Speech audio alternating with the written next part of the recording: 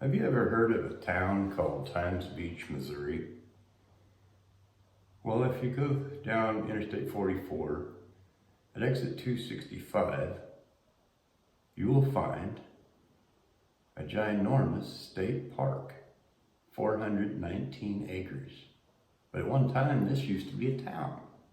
In 1925, the St. Louis Times Beach newspaper sold lots, and this became Times Beach, Missouri. For $67.50, you could acquire a lot. And what it really was a promotional gimmick to sell subscriptions for the newspaper. Your $67.50 got you 6 months of the Times Beach News. It was meant to be a resort town for summer homes, but initially it was built on a floodplain, which kind of spelled disaster for Times Beach right from the onset. By 1970, Times Beach had kind of become somewhat of a low-income town. It had a population of about 1,200 people, and there were 23 miles of unpaved roads. Enter a man named Russell Bliss. Mr. Bliss had a waste oil company.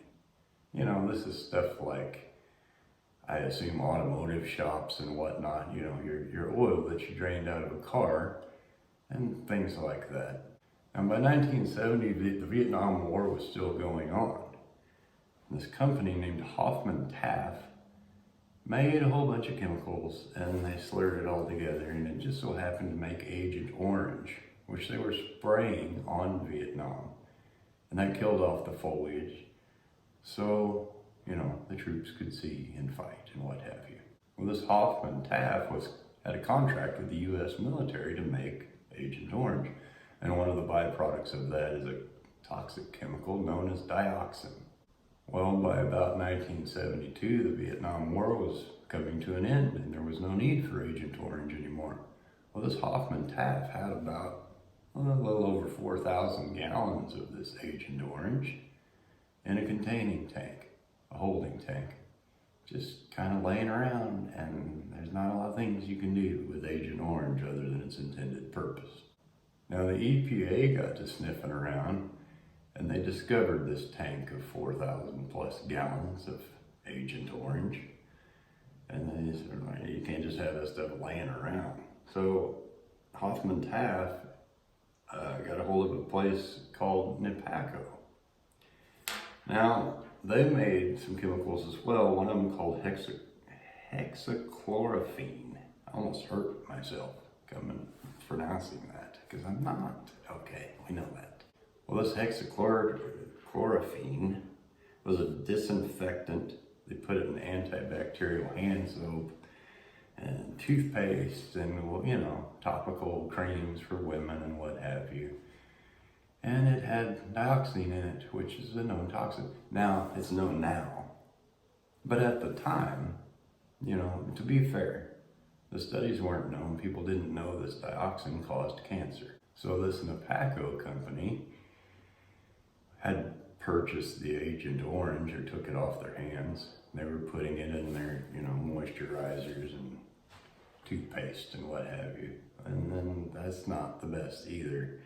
The EPA finally, you know, this has got dioxin in it. We can't just be giving it to people to put on their face and hands. So they have to get rid of it. Well, the most efficient, cheapest way to get rid of this dioxin, Agent Orange, whatever you want to call it, is to incinerate it. Well, that comes with a cost. So this company got to digging around, and they got a hold of a company called IPC. IPC agreed to be paid to take this dioxin off their hands for about 25 cents a gallon, or $3,000 per load. And they made the decision to kind of subcontract that out and enter a man named Russell Bliss and his waste oil company. Mr. Bliss was the lowest bid on the contract, and he agreed to get rid of this stuff for 5 cents a gallon, or $125 per load. Quite the cost savings. How's he going to get rid of it? Mr. Bliss decided that he would mix this Agent Orange, dioxin, whatever you want to call it. Well, he decided he's going to mix that in with his waste oil. He didn't know, he claimed, and I believe him. He didn't know what it was or if it was toxic or anything else. It was just more waste oil. So he added it with the waste oil that he had. Well, in the summer times, things get dusty and whatnot, and Mr. Bliss had his own personal horse pasture. So he thought he'd try some of his waste oil on the pasture to kind of keep the dust down. So he did, and he sprayed it in his own horse arena. It worked phenomenally. No more dust. Two birds, one stone. Carry on, my wayward son. Other people got to hearing about this and the results that Mr. Bliss had, and so they started paying him to come out and spray this waste oil on their fields and their horse arenas. So win-win. Because Bliss started with his own field, that's what makes me think he was on the up and up, that he honestly didn't know this stuff was harmful. I mean, he sprayed his own place with it. And not only his own place, but he also did other farmers' places, their fields and their horse arenas and whatnot, all throughout the area that was Times Beach. Now, like I said, Times Beach was by this time a pretty low income. People had become inhabitants of the town. It was no longer a summer resort. And they were, kind of a lower income town. And they didn't have paved roads. They had dirt roads, which make a lot of dust in the summer. Well, through the chain, they heard about Mr. Bliss and his waste oil company, and so they contracted him to come and spray the roads of the town. And he became a familiar contact, and they trusted him. So he kind of did it, as the need arose. He was just kind of left on his own every few weeks. And it's estimated by the end of this catastrophe that he had sprayed 100,000 gallons of dioxin on the roads of Times Beach. Everything was fine until it wasn't. Horses started losing their hair in giant clumps. Birds fell out of the sky dead. We got a problem, Houstons. The humans in Times Beach started having problems as well. They had nosebleeds and abdominal pain and diarrhea, headaches, severe, every time he sprayed. I don't know, it's a mystery. And another symptom called chloracnia, which comes from dioxin poisoning. Along the way, the CDC and the EPA get involved. They start doing some studies. They start digging up the ground. It first started with the horse arenas. They wanted to know what was causing this problem. Well, they dink and dunk around. It's a government entity for about 4 years. And they discover dioxin contamination. Well, this ain't good. Another 4 years go by and a lot of legalities and studies and secret memos and what have you. By 1979, a whistleblower that originally worked for this Hoffman Taft came out and said that, they're dumping this stuff on random farms in pits. He took them to a field where they dug up 90 barrels of dioxin buried on this farm, and the barrels are rusted and corroded by this time and leaking into the soil. Now, these barrels contaminated the nearby Spring River. By June 1982, the EPA and the CDC are still janking around with tests and whatnot. Well, by December of 1982, they're taking their final tests, and actually this day before this giant event, they get the last of their test results from the soil. And then a giant flood floods the entire town of Times Beach. So you can imagine what happened to all those toxins. Well, the town is flooded now, and the EPA comes in and evacuates the entire town. Nobody is allowed to stay.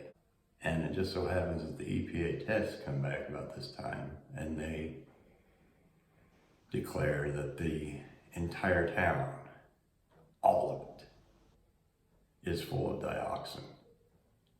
So these people that were evacuated for the flood aren't allowed back to their homes. They're now displaced. There is no re-entry allowed. And you talk about a mess. There's public hearings, there's lawsuits.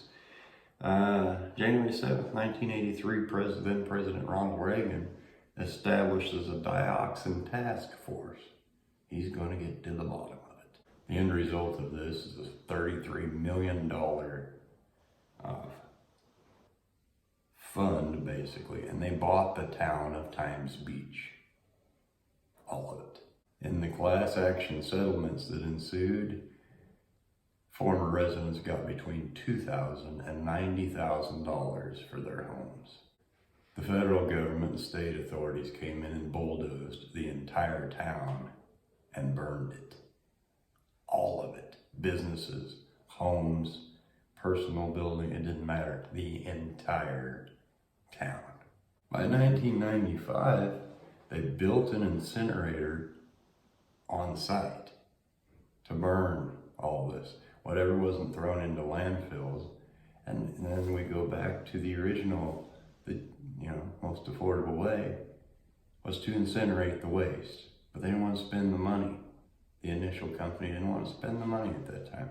And what happens? All these years later, all this sickness later, these people now getting cancer. Well, let's build an incinerator on site and burn all this stuff. And they did, including, some reports said, even portions of the town's topsoil had to be burned. By 1997, the entire cleanup was considered done at a cost of $200 million. And by 1999, the entire 419 acres was turned into a state park. Test results showed that the dioxin was basically non-existent. All's well that ends well, except for this entire town that had to be burned. The trouble with that? February 5th, 2023, East Palestine, Ohio. There's a train derailment with a bunch of hazardous chemicals in the train cars. And what did they do? The government's on it, man. It leaked into the nearby river, and they punctured the cars, claiming to keep them from exploding, and they set them on fire, and all of these toxins, which just so happened to combine and create a form of dioxin, get into the atmosphere, the nearby farms, the cattle, the crops, the water. The government has run tests and said it's fine. You can come on back. It'll be fine. Don't even worry about it. I mean, it's fine. It's gonna be fine. You understand the magnitude of this? Times Beach wasn't an isolated event. There's at least 9 other cities or towns throughout America over the course of the last 70 years or so to have massive contamination problems. And the initial response of the government has always been the same. It's fine. We've done the test, it's fine. Only to later find out that it's not fine. How many people have died from these chemical spills? And how many will? We don't know. The only thing left of Times Beach is a tiny little plaque in the state park that commemorates the 1997 cleanup. And maybe a lot of people that died of cancer, but don't even worry about that. You see how things are repeating themselves? I thought it was an interesting story, a historically significant event, and so I thought I'd make you aware of it. I appreciate your time, and thanks for watching. We'll see you next time.